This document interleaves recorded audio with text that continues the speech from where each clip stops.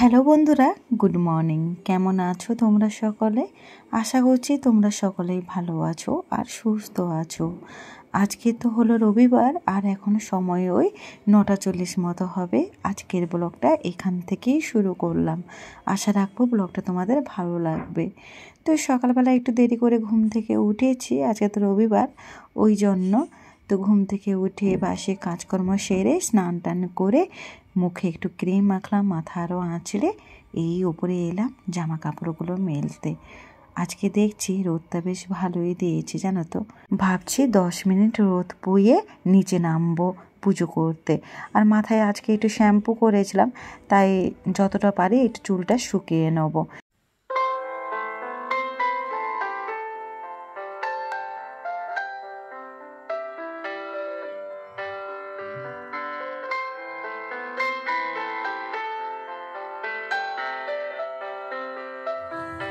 পুজো শেষ করে নিচে নেমে এলাম।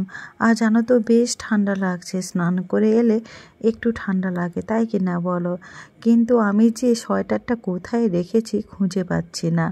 চাদরটা রয়েছে, কিন্তু চাদর পরে কাজ করতে আমার ভীষণ অসুবিধা হয়। সোয়েটারটা পরলে আর কোনো অসুবিধা হয় না, তাই যেন কোনো কিছুই গায়ে দিয়ে নিই। অসুবিধা করতে করতে অলরেডি গা গরম হয়ে যাবে। আর যেহেতু আজকে দেরি করে কাজকর্ম শুরু করেছি, সেহেতু আমাকে তো একটু মেশিনের মতো হাত চালিয়ে কাজ করতে হবে। আর মেশিনের মতো হাত চালিয়ে কাজ করলে শরীরটা এমনি গরম হয়ে যায়, তাই কিনা বলো?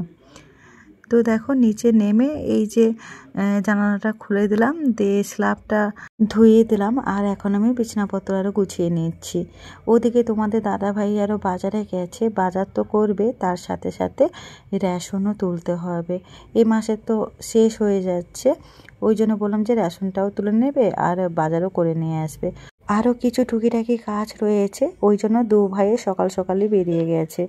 বিশেষ করে রেশন তুলতে তো যথেষ্ট একটা সময় লাগবে, লাইন দিয়ে দাঁড়াতে হবে, তারপর গিয়ে পাবে।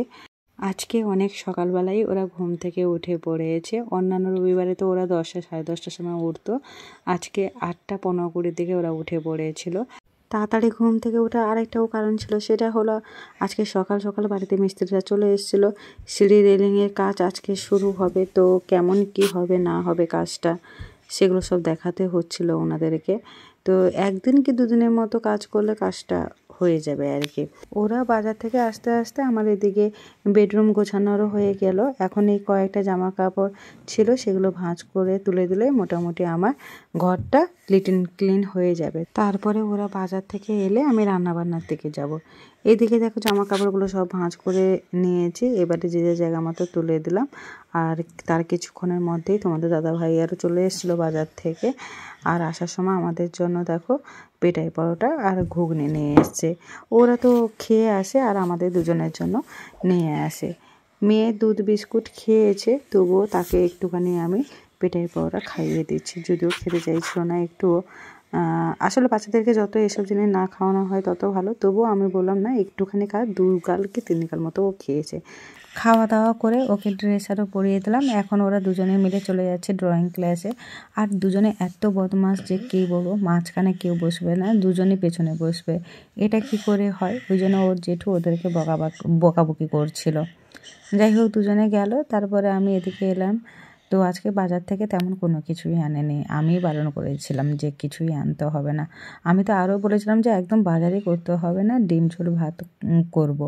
কিন্তু আবার ভাবলাম না ঠিক আছে, চলো চিকেন নিয়ে আসো আর একটুখানি রাইস করে নেবো, দিলে হয়ে যাবে। তো ওরা শুধু আজকে চিকেনই নিয়ে এসছে, আর তার সাথে মাসিক কিছু মুদিখানা বাজার ছিল না, সেগুলো নিয়ে এসছে। তো এখন আমি চিকেনটাকে ধুয়ে এই যে হলুদ, নুন, তেল, কাঁচা লঙ্কা সব কিছু দিয়ে মাখিয়ে রেখে দিলাম। আর এদিকে আমি রাইসের জন্য যে সবজিগুলো লাগে সেগুলো সব কেটে নিচ্ছি। তো আজকে বাজার কিছু আনতে না বলেছি কেন বলো তো? তোমরা হয়তো জানবে, আগে রবিবার ওরা প্রচুর মাছ এনেছিল, মানে 5 রকমের না 6 রকমের মাছ এনেছিল। সেই মাছ এখনও রয়েছে, অনেকটাই ফ্রিজে রয়েছে, খাওয়া হয়নি, তাই জন্য ওদেরকে বারণ করেছে আনতে। বলেছি যে এগুলো আগে শেষ হোক, তারপরে গিয়ে আনবে। আর অনেক দিন ফ্রিজে থেকে গেলে মাছ এমনিতেই খেতে ভালো লাগে না। তারপরে ওরা তো আরোই খায় না ফ্রিজে মাছ থাকলে, তো তাই জন্য ওদেরকে বলেছি যে মাছ আরও বেশি আনবে না। কিন্তু কে আর কার কথা শোনে, মাছ দেখলে ওদের শুধু আনতে ইচ্ছে হয়। অথচ যে খেতে ভালোবাসে তা নয়, ভাবে হয়তো আমরা খাবো, কিন্তু আমার এখনও মাছ খেতে একটুও ভালো লাগছে না, কেন আমি জানি না।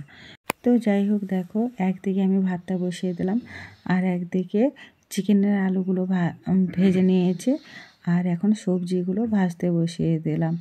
তো আজকে মানে রাইসটা যে করছি নর্মাল চাল দিয়ে করছি, মানে যেই চালটা আমরা রোজ খাই ভাত, সেই চাল দিয়েই করছি। রাইসের চাল ওদেরকে আনতে বলেছিলাম, কিন্তু ওরা না ভুলে গেছে বলল। তো আমি বললাম ঠিক আছে ছাড়ো, বাদ দাও, আবার আনতে যাবে, ছেড়ে দাও, আনতে যেতে হবে না, ঘরে যে চালটা আমরা খাই রোজ ওই চাল দিয়ে রাইসটা বানিয়ে নেবো।